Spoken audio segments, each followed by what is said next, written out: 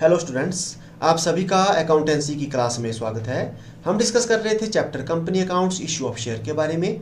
आज के इस पार्ट में हम जानेंगे फॉरफीचर ऑफ शेयर्स, अंशों का हरण and re issue of forfeited shares, जब्त किए गए अंशों का पुनः निर्गमन।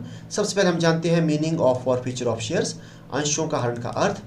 Forfeiture of shares means cancellation of shares.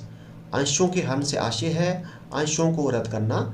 If a shareholder fails to pay allotment money or call money on his shares as called upon by the directors, his shares may be forfeited by the directors. This is called forfeiture of shares. यदि कोई अंशधारी संचालकों द्वारा मंगवाई गई आवंटन राशि या याचना राशि का भुगतान करने में असफल रहता है तो उसके अंशों को संचालकों द्वारा जब्त किया जा सकता है। इसे अंशों का हरण कहते हैं। The forfeiture of shares can be done only on allotment or non-payment of any call amount. अंशों का हरण केवल आवंटन या किसी याचना राशि का भुगतान न करने पर ही किया जा सकता है। तो हमने जाना फॉरफीचर ऑफ शेयर क्या है। जब कोई अंशधारी शेयर होल्डर याचित किया हुआ धन देने में असमर्थ हो जाता है, अर्थात जो बोर्ड ऑफ डायरेक्टर है उससे अलॉटमेंट का मांगते हैं, कॉल्स का मांगते हैं और वो उनको पे नहीं करता, तो उसके शेयर्स को जब्त करना ही क्या कहते हैं, फॉरफीचर ऑफ शेयर कहते हैं। तो फॉरफीचर ऑफ शेयर्स हो सकता है जब कोई शेयर होल्डर अलॉटमेंट या कॉल का पैसा ना दे उसी दशा में ही। अब देखते हैं हम रूल क्या है फॉरफीचर ऑफ शेयर्स के regarding. Forfeiture of shares, the rule given in article of association should be followed. अंशों के हरण के संबंध में अंतर नियमों में दिए गए नियमों का पालन किया जाना चाहिए। If rules are not given in the article of association, rule given in schedule 1 table F of the 2013 act should be observed. यदि अंतर नियम में कोई नियम नहीं दिए हुए हैं तो कंपनी अधिनियम 2013 की अनुसूची 1 की तालिका F में दिए हुए नियमों का पालन किया जाना चाहिए। तो क्या कहा है फॉरफीचर ऑफ शेयर्स के रूल में, तो जो आर्टिकल ऑफ एसोसिएशन में रूल दिए हैं उसके अकॉर्डिंग फॉरफिट होंगे। अगर आर्टिकल ऑफ एसोसिएशन में फॉरफीचर ऑफ शेयर्स के बारे में बात नहीं कही हुई है तो कंपनी एक्ट 2013 का जो शेड्यूल फर्स्ट है उसकी तालिका F में जो रूल दिए हैं उसके तहत ही हम शेयरों को फॉरफिट कर सकते हैं। अब हम जानते हैं procedure of forfeiture of shares, अंशों के अपहरण की विधि क्या है। When a shareholder does not pay a call by the specified date, a notice is sent to him on behalf of the board of directors, in which a new date is fixed and the member is requested to pay the amount of demand along with interest by that date.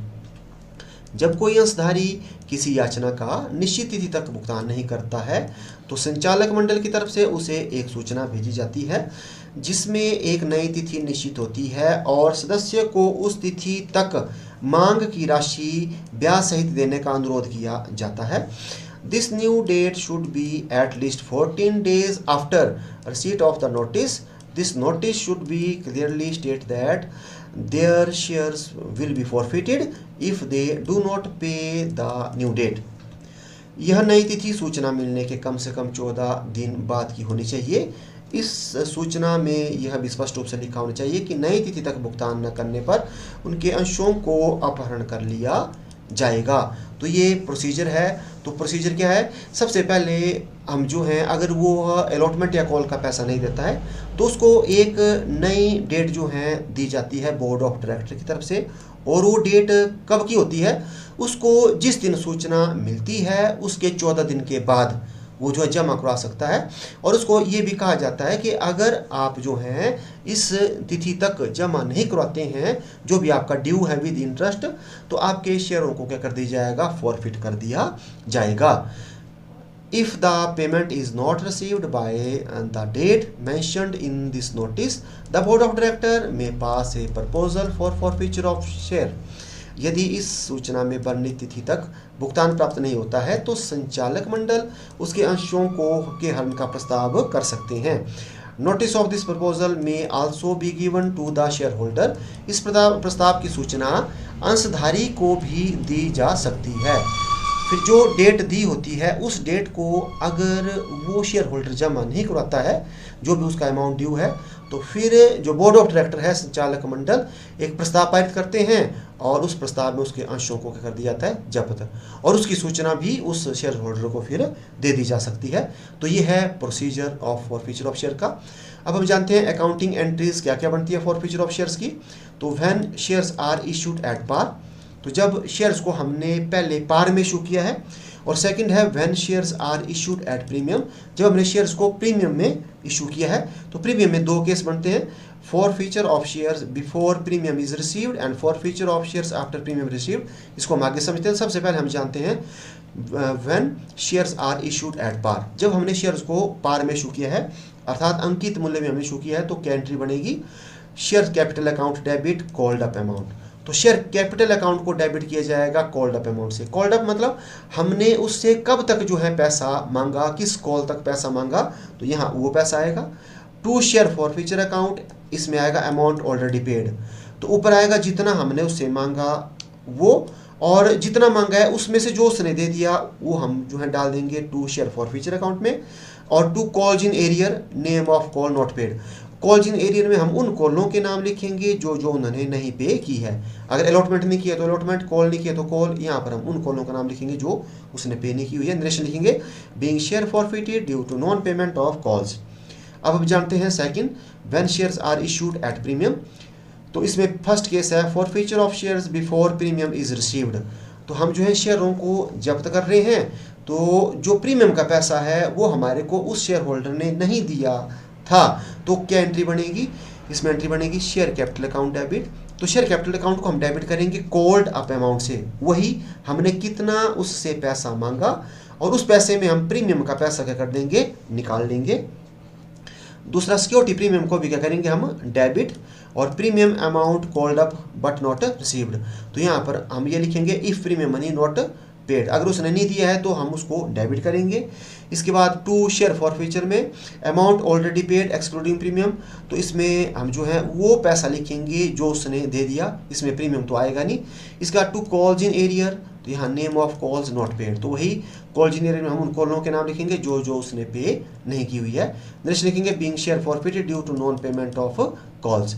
अब इसका second case देखते हैं, forfeited of shares after premium is received. तो इसमें journal entry बनेगी share capital account debit called up amount excluding premium, वही के कितना हमने उससे कॉल किया, जब हम उसको टोटल करेंगे उसमें हम प्रीमियम को निकाल लेंगे।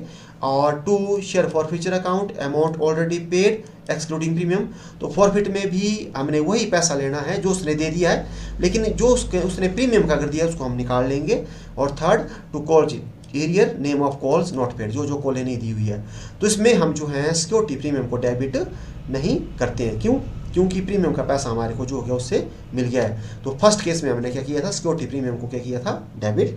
अब हम देखते हैं नरेशन इसकी, तो being share forfeited due to non payment of calls, तो ये जनरल एंट्रीज जो है बनती है फॉरफीचर ऑफ शेयर्स की।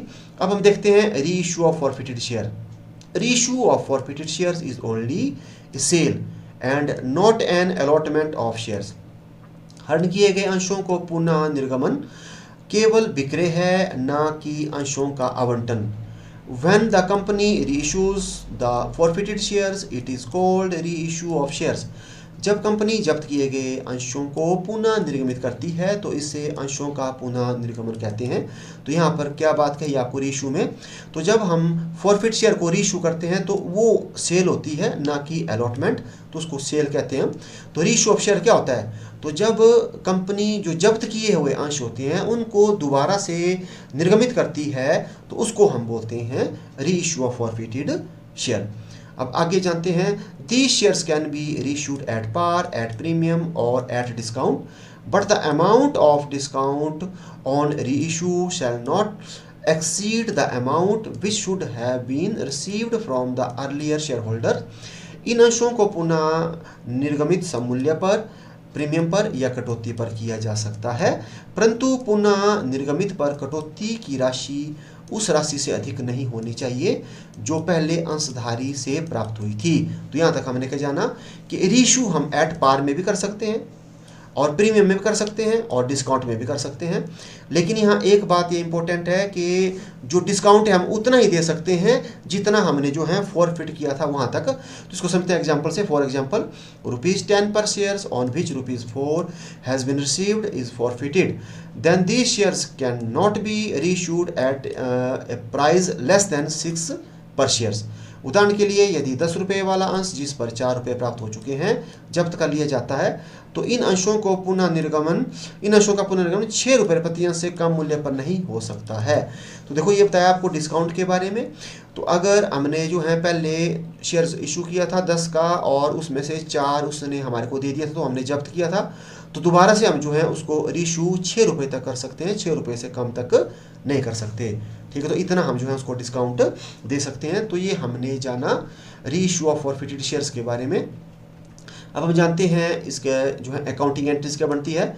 जब हम जो है एट पार में करें अर्थात 10 का 10 में हमने बेच दिया तो entry bank account debit to shares capital account और being forfeited share issued at par.